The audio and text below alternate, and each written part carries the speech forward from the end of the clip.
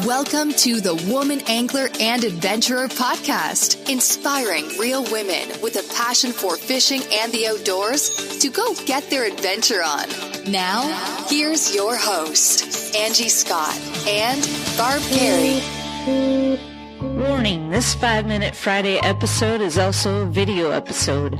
If you want to experience the ultimate effect, watch on Waypoint TV or on our YouTube, Instagram, Facebook, or on thewomanangler.com.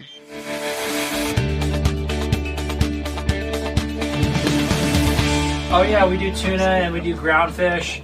We also do striped bass. Like groundfish is great. You know, tuna can be a great gamble. It could be an epic trip, or you know, I've been out there plenty more days than not catching anything. You don't see anything come by. But the haddock trips, 6 people are always reeling up have a rod all day, constant action, and then even on a bad day, you get to bring home like a bunch of fillets for the group. So people really enjoy those trips, and those trips go from April through June, and so we do that, and then we switch over to the tuna fishing in June, and that's kind of what we focus on until mid-July, and then we'll start filming. So if someone wants to go out with you, how do they get a hold of you?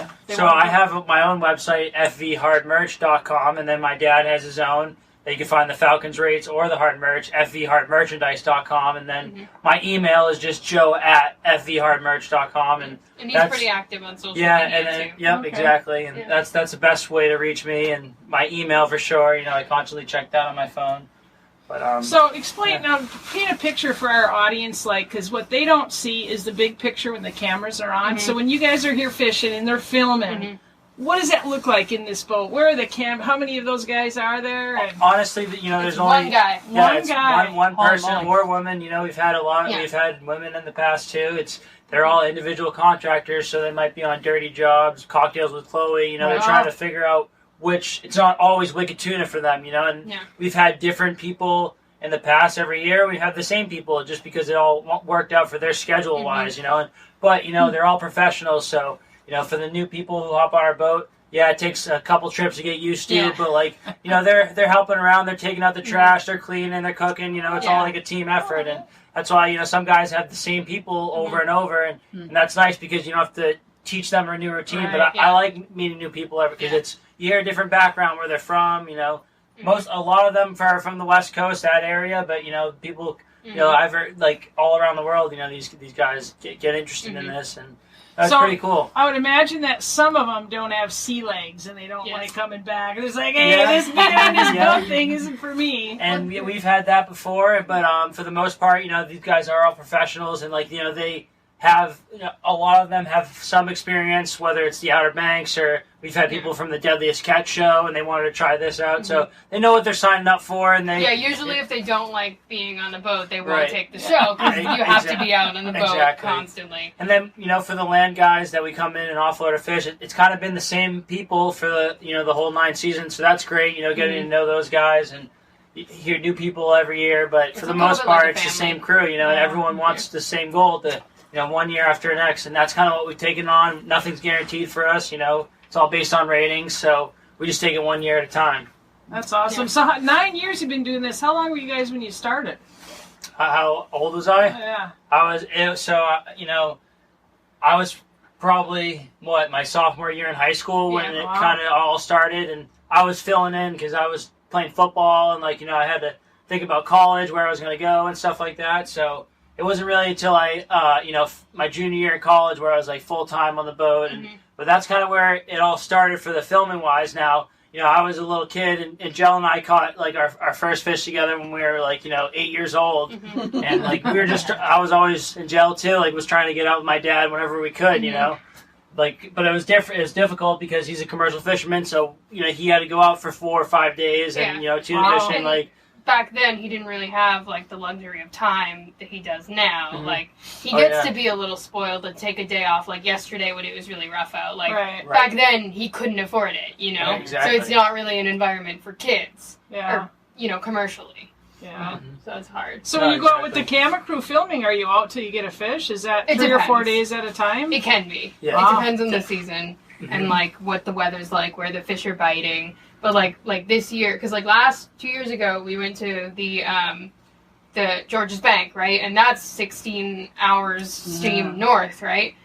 Like, that's where we had to go, so we had to stay out there until we caught a fish. But this summer, like, the fish have been really close to home, so it's like an hour drive back home. So it's like, my dad's like, I'd take that hour. I want to go home and sleep in my own bed, you know? Right. So it really depends. Interesting. But yeah. Yeah.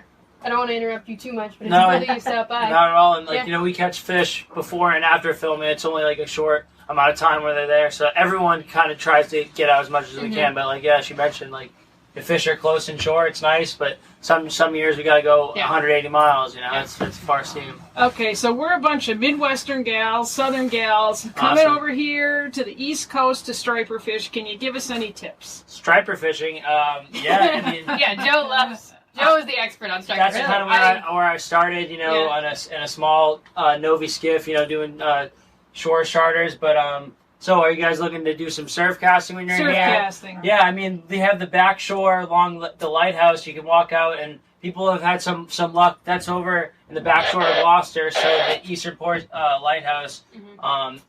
They're going to the Cape. They're going to the Canal. Oh, you guys are going to the Canal. Okay, awesome. I'm definitely for down there. I know. Like, you know, poppers, plugs are always good. Like, they love the plastics down there. You know, eels, imitate those stuff. You know, definitely you want to... There's a couple spots, but, you know, for the most part, towards, like, each mouth, I think is a good spot. But I've tried the Canal, you know, a bunch of times, and it's really, you know, this time of the year can be really good for those big fish. So you guys are going to have some fun for sure. It's an excitement, you know. It can be, like, you know, the good spots can be, you know, one side of the Canal or the other, and there's a whole... You know, I don't know how long it goes, but there's a whole, you know, plethora of area to try. So definitely get there early in the morning. I know the old timers, I always see them kind of there for that tide, you know, whichever it may be. You know, I just know that I see people on their bikes, so, you know, they're traveling, but definitely early morning thing, I believe, down there. Okay, one more question. Now, I read that your mother holds a record in some striper fishing thing for this thing. Striper, I don't know, maybe it's cod. I know she's caught like a big, you know, 40-something pound cod. I don't know about stripers, but I know she's caught some big stripers in her life, too, over some 50-pounders for sure, so definitely. Does she still fish? Oh, yeah, and she fishes all the time when we can get her out. Like, we took her bluefin fishing a couple times and stuff like that, but I'll show you guys a picture since you guys mentioned striper fishing of me this year. You know, it's actually been one of the better striper fishing years we've had up on the coast of Gloucester because we've had this, you know, giant schools of pogies come in. Which is a bait fish around here that I've never even heard of or seen for the past few years. Yeah. It's kind of here this year. Yeah, the bunkers or like menhaden they call that.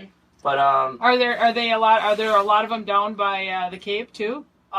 They can be. They typically are more south, like, you know, Jersey and the Cape. Like, the Cape, like, sees them all the time. But, yeah, so this is, I just went commercial fishing, like, you know, with one of my buddies. Holy smokes. And that's, you know, that's a couple... We're going to show that to the... Oh, definitely, camera. you know. Actually, we'll just get it texted from you, and then we'll embed it in there like magic, right, Angie? Yeah. Angie knows how to do that stuff. Those are some of the bigger ones, you know, those like are huge. It makes me really excited for our fishing trip. Oh, yeah, and this is, you know, that's a little bit, you know, outside of Gloucester, but, you know, the Cape has, you know, great stuff. I've heard a great spot to just check out. Maybe, I don't know if you can definitely fish near it, but Races Point, like, you know, you can see all the whales.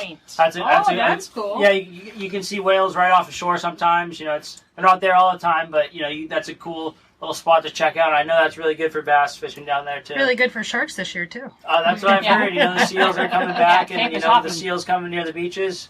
It's just going to attract those, but it's only a matter of time before we see those guys, you know, off the coast of Gloucester. You know, they're not that far away, and I'm sure, you know, we know through research that they've pinged, you know, great whites off the coast of Gloucester and stuff like that, so it's only a matter of time, you know. Well, I'll tell you, next time I come to town to visit my daughter, we're going to come out and go out in a boat. All right, awesome, So thank you so much for your problem. time. And like, if you guys are interested in the striped bass, we have half-day charters for that, and then, like, as well as, you know, haddock and tuna.